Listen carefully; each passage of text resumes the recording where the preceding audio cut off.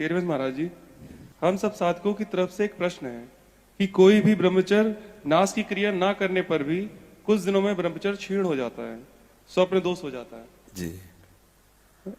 फिर हम बहुत चिंतित होते हैं। जी। ये क्यों होता है? इससे बचने का उपाय क्या है? स्वप्न दोष होने पर भी क्या हम ब्रह्मचारी हैं? इस विषय में हम जानना चाहते हैं कि हम क्या करें जिससे स्वप्न दोष ना हो। जी, हमने जो परमहंस स्थिति को प्राप्त महापुरुष हैं उन्हीं से बाल्यावस्था में जब घर से निकले थे तो कुछ समय बाद ये प्रश्न किया था। तो उनसे प्रश्न किया था कि महाराज जी, कोई भी शारीरिक काम चेष्टा ना होने पर भी उपासक के शरीर से जो वीर्यपात होता है, क्या उसका ब्रह्मचर्य क्षीण माना जाएगा? यदि क्षीण माना जाएगा तो वो क्यों निकलता है जब उसकी कोई क्रिया नहीं? उसे कैसे रोका जा सकता है? तो जो उन्होंने बताया था उस समय साधारण शब्दों में, वीर दो तरह से निकलता है।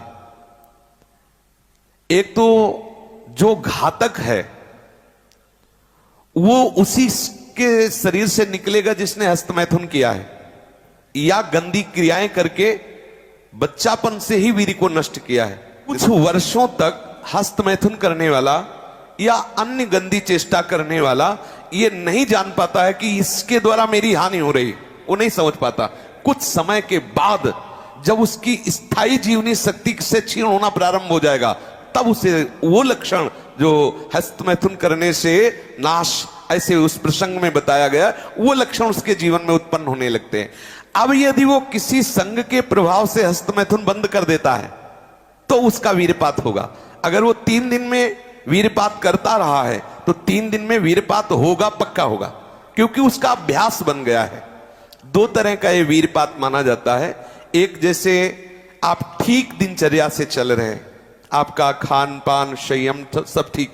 पहली बात तो ये है कि जिसने कभी हस्तमैथुन आदि के द्वारा वीर्यपात किया ही नहीं, उसका असली वीर कभी वीर्यपात होगा ही नहीं। यदि आपने कभी हस्तमैथुन नहीं किया, कभी किसी भी तरह से जनेंद्री का घर्षण करके वीर्यपात नहीं किया, तो आपकी वो संतानोत्पत्ति की क्षमता वाला जो वास्तविक वीर है वो स्वाभाविक निकल ही नहीं सकता। यदि आपने मार्ग दे दिया है फिर उसके निकलने का मार्ग हो गया है। तो एक होता है, परमहंस जी ने बताया कि एक होता है कि आप सो रहे हैं और आपको बिल्कुल पता नहीं, मतलब बिल्कुल कोई काम का संकल्प नहीं, कोई क्रीड़ा नहीं, और आप जगे, आपको ऐसा लगा कि वीर्यपात हो गया, वो दोष नहीं है। यदि स्वप्न में आपने स्त्री आदि का संयोग देखा या कोई ऐसी घर्षण आदि क्रिया हुई या कोई ऐसी कामोत्तेजना जनित और फिर आपका वीर्यपात होता है, तो आपके गंदे विचार और पूर्वाभ्यास के कारण होता है।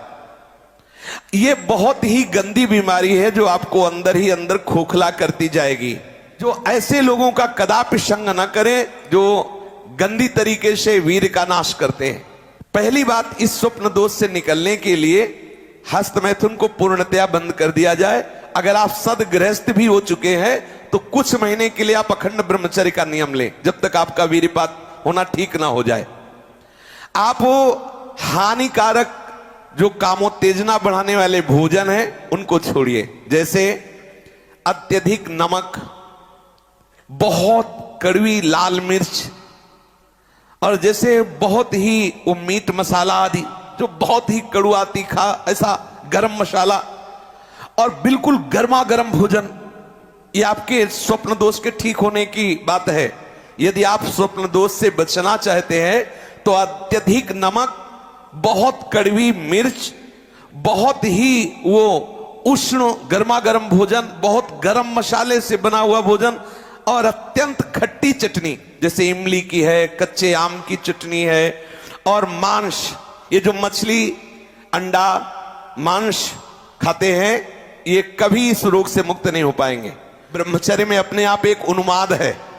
आप देखो, जिन बच्चों ने ब्रह्मचर्य क्षीण नहीं किया है उनको देखो कैसे उछलते हैं, कैसे कूदते हैं, बिजली की तरह उनके शरीर में स्फूर्ति होती है, एक उन्मत्तता है, गाते हैं। क्यों? वो उन्माद पैदा कर रहा है ब्रह्मचर्य, आनंद का उन्माद। और जो ब्रह्मचर्य क्षीण किए होते, मक्खी उड़ाए नहीं उड़ती।